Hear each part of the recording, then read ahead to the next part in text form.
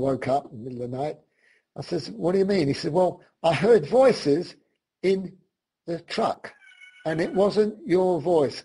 The guy was adamant that someone was in the truck with me. And I said, no, go back to sleep. I must have been talking in my sleep. I didn't know what it was.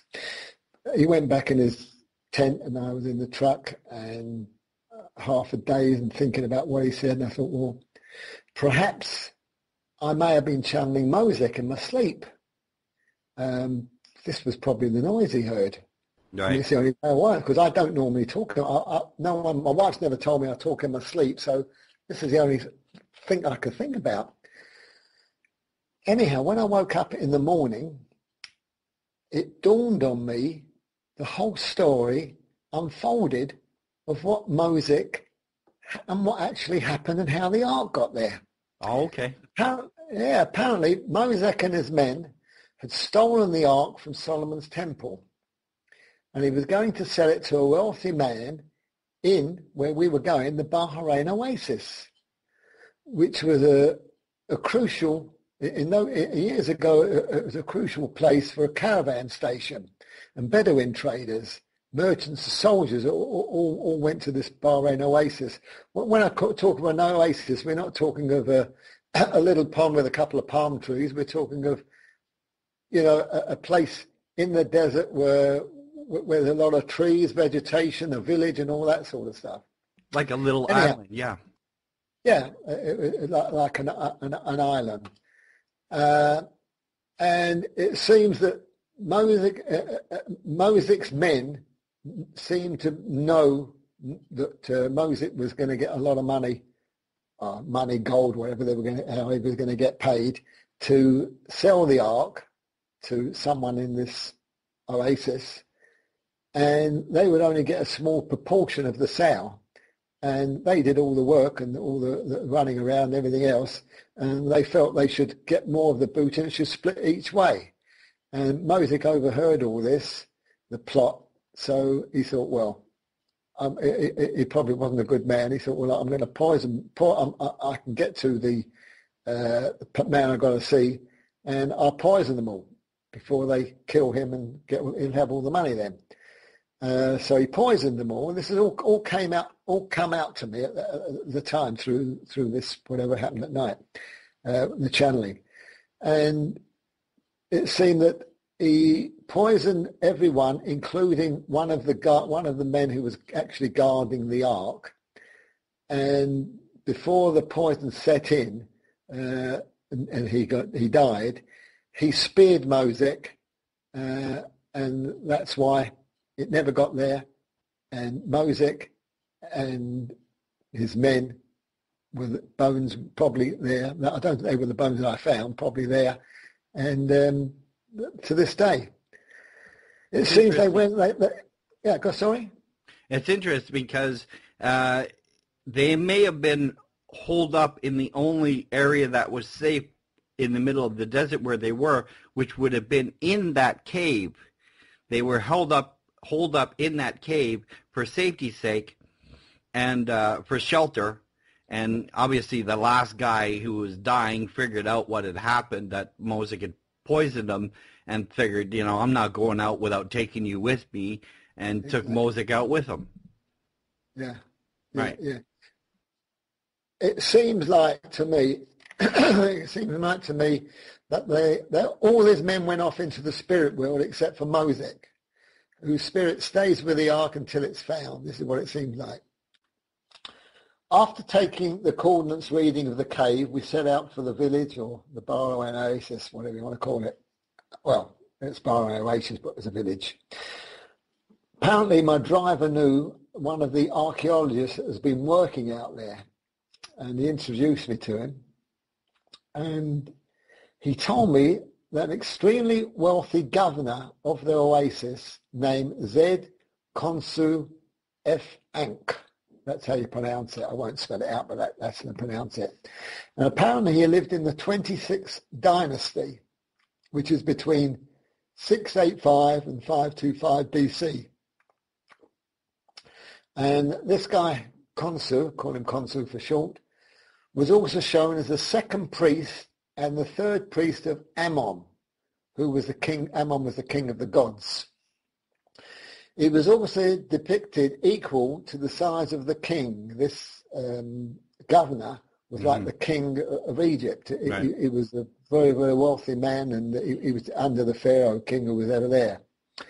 And he most likely knew that the high priest of Israel was the only person to see the ark. And he conversed with his God, Moses conversed with his God through the ark. Therefore, this guy would have wanted the ark more than anybody else. He could use it to put in his temple and to worship his gods, which was Isis and Osiris. Right, and since he was so rich and he was of the ruling class, he was also very highly educated. So he would know. He would have known the whole backstory as well. Yeah, but more to follow.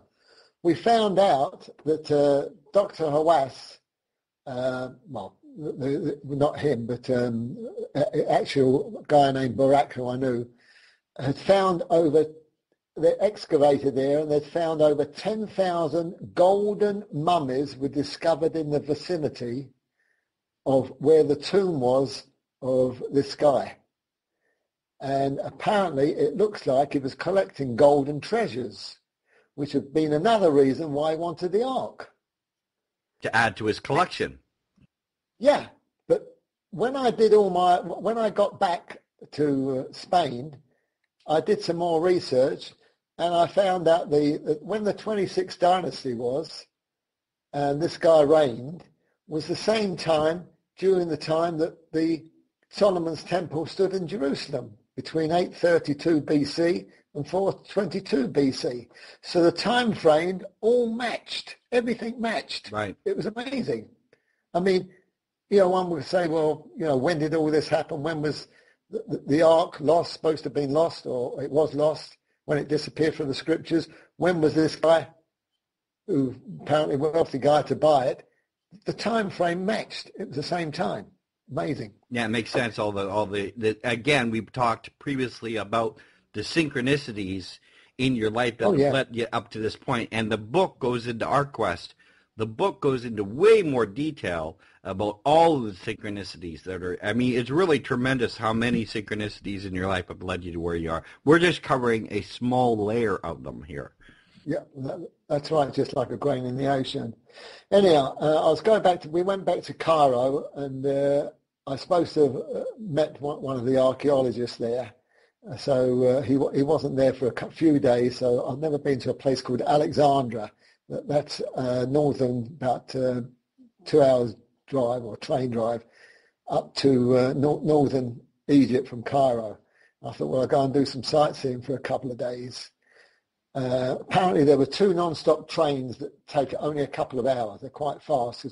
Even though it's 2 hour drive, there could be a lot of traffic, and that 2 hours could be 5 hours, even more, and I didn't have the time. So I thought I'd go by train.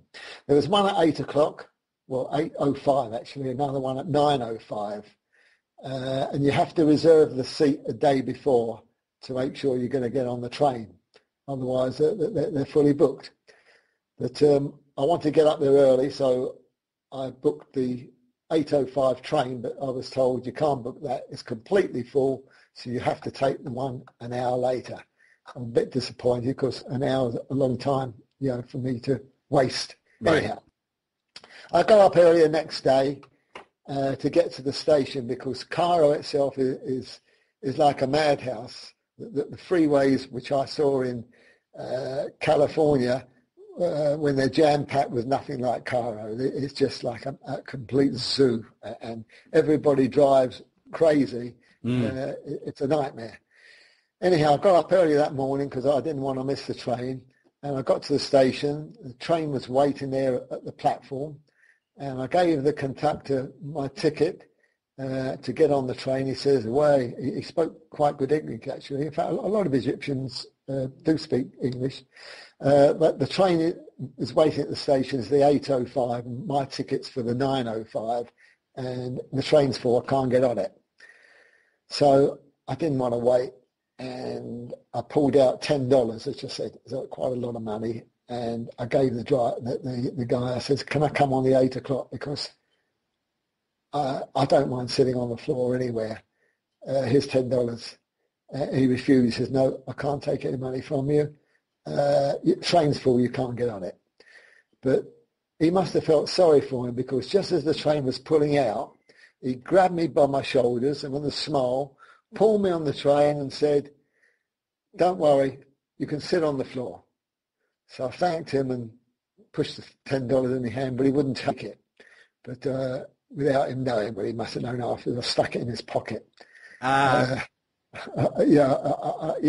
though he wouldn't want to take it, I felt, it's well worth it to get on that extra hour. It's worth $10 an hour, save me hanging around the station. And I walked down the corridor to go to the power visit to the men's room, bathroom, toilet, whatever you want to call it. But it was occupied. But right next to it, there was an empty seat, which I presume belonged to whoever was going in the bathroom.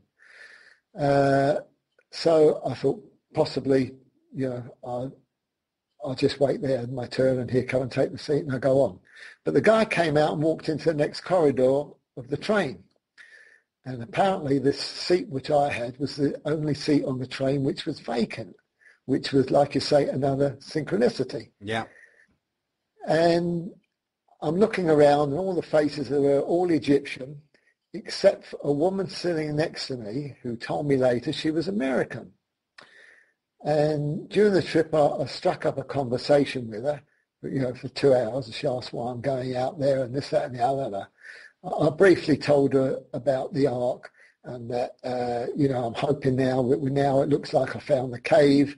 I've got to find someone influential to discuss the role of the Ark and what's got to be done and this, that, and the other. And possibly someone from the American embassy or someone out there I've got to contact. And to my amazement, she says to me, I work in the American embassy. I thought, wow, another synchronicity.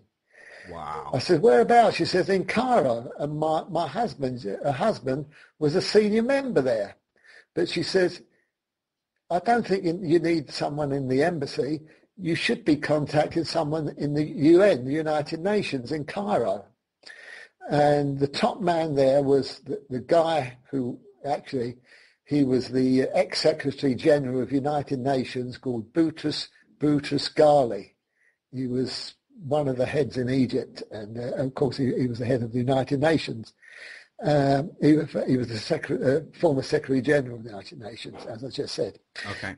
But it'd be too important to listen to my story, but suggested maybe I should write in, and someone there might look at it and give it to someone who would be interested, and maybe I could do something there. But definitely don't call the embassy. They wouldn't be interested. They're just an embassy. So I returned to Cairo, and I had another day or so left there. And I took my friend Mohammed Bakr, who I mentioned earlier, out for dinner to say goodbye, because I was leaving in a couple of days. I wouldn't be seeing him after that. While we're having dinner, it was about 10, 11 o'clock at night, because in Egypt you eat quite late, not like in America where you eat before 8 o'clock. Everyone's got to get to bed to get up next day to go on the freeway. Anyhow, he phoned a friend of his who was he told me he was the former Prime Minister of Egypt. So this guy Bakr knew quite a lot of important people. And when he called him, he says, call me the following day, and he gave me get a contact number for the United Nations or someone down there that I can contact. So the next day, I had to meet another archaeologist at the pyramids. But I got up about 10 o'clock and phoned Bakr on his mobile, and I says, have you heard from your friend yet, to get the number? And he says, well, I've got a number for you to call. I said, well, can you call for me and see who I've got to contact? He says, no, some of them were there were speak English, and he says, you call him. So I got on the phone.